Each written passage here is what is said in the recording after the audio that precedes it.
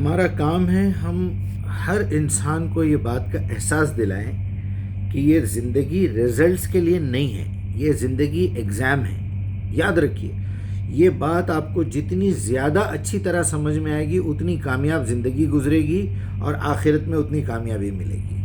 اور اس ایگزام کے ٹوٹلی 6 حصے ہیں۔ پہلا امتحان آپ کا لیا جا رہا ہے اپنی عقل کا، آپ عقل استعمال کرتے ہیں یا نہیں؟ افلا تعقلون افلا تدبرون۔ دوسرا امتحان ہے جو لوگ عقل استعمال کرتے ہیں پھر وہ شکر ادا بھی کرتے ہیں، اللہ تعالیٰ نے بہت ساری نعمتیں دی ہیں، اس کا شکر ادا کیجئے۔ لئن شکرتم لازیدنکم لئن کفرتم ان العذاب شدید۔ ناشکری کو کفر کہا ہے اللہ تعالیٰ نے۔ تو جب آپ عقل استعمال کرتے ہیں، ہر چیز کا شکر ادا کرتے ہیں، تو پھر آپ کو مصیبتوں پہ صبر کرنا بھی آئے گا۔ تیسرا امتحان صبر کا ہے آپ کے۔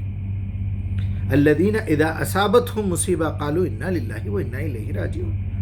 جب بھی کبھی میں ان کے اوپر مصیبت ڈالتا ہوں تو وہ بھیک نہیں مانگتے مجھ سے، یہ دے دے وہ دے دے اور ایسا کر دے اور ایسا کر دے، ہماری مصیبتیں ٹال دے، وہ فلاں۔ وہ صبر کرتے ہیں۔ صبر کا مطلب ہے انتظار کرنا خوش دلی کے ساتھ کہ ہم اللہ کے پاس سے آئے تھے، اللہ کے پاس واپس جانا ہے، ایک دن اٹھنے کے اٹھنا ہے۔ جب وہ معصوم بچوں کو زلزلوں میں بمباری میں مار دیتا ہے تو کوئی نہ کوئی تو اس کی لاجک ہوگی، وہ لاجک اس نے بتا دی ہے۔ ہمارا کام ہے قرآن کھول کے پڑھنا۔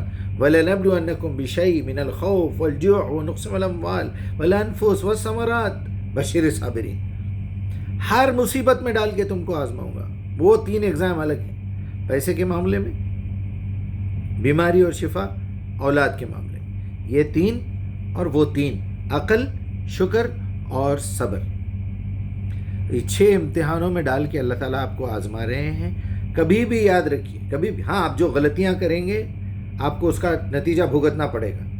پوری آیت الکرسی پڑھ کے، پوری قرآن کا حفظ کر کے دونوں کرنٹ کے تاروں کو پکڑ لیں گے تو کیا ہوگا یہ تو معلوم ہے آپ۔ تو اس طرح کی بیوقوفیوں سے آپ کا اندر سے ضمیر آپ کو احساس دلا دے گا کہ یہ اللہ کی طرف سے آزمائش نہیں ہے، یہ آپ کی غلطیوں کی سزا ہے۔ سمپل۔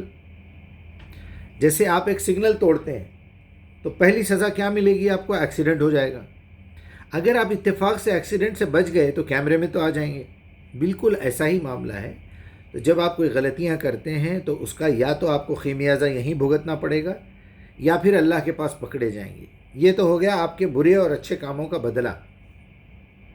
لیکن ایک آزمائش ہے آپ کو، آپ سیدھے سیدھے جا رہے ہیں، سیدھا سیدھا آپ سگنل پہ کھڑے ہوئے ہیں، کوئی پیچھے سے لا کے آپ کو مار دے، کوئی سامنے سے بے تکا چلا کے اس کا بریک فیل ہو جائے، سگنل کا پورا ڈنڈا آپ کے سر پہ گر کے پھٹ جائے، سامنے روڈ ٹوٹ کے اندر جو ہے آپ دھس جائیں، ظاہر بات ہے۔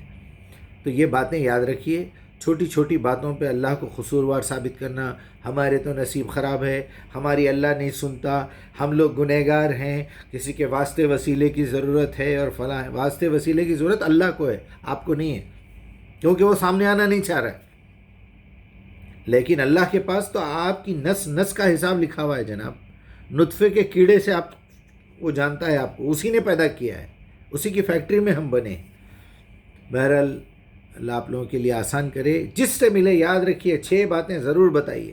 آپ کی عقل کا امتحان، آپ کے شکر کا امتحان، آپ کے صبر کا امتحان، اس کے بعد آپ کا مال کے معاملے میں امتحان، ہر قسم کے، میں ڈیٹیل میں نہیں جانا چاہوں گا، صحت اور بیماری، مال اور مفلسی، صحت اور بیماری، اولاد ہونا یا بے اولاد ہو جانا، لڑکے ہونا لڑکیاں ہونا، ملا کے ہونا، بانجھ رہنا، دینے کے بعد مار دینا۔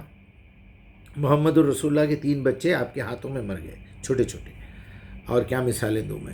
اللہ آپ کو سوچنے سمجھنے کی اور یہ باتوں کو دنیا تک پہنچانے کی توفیق عطا فرمائے۔ السلام علیکم۔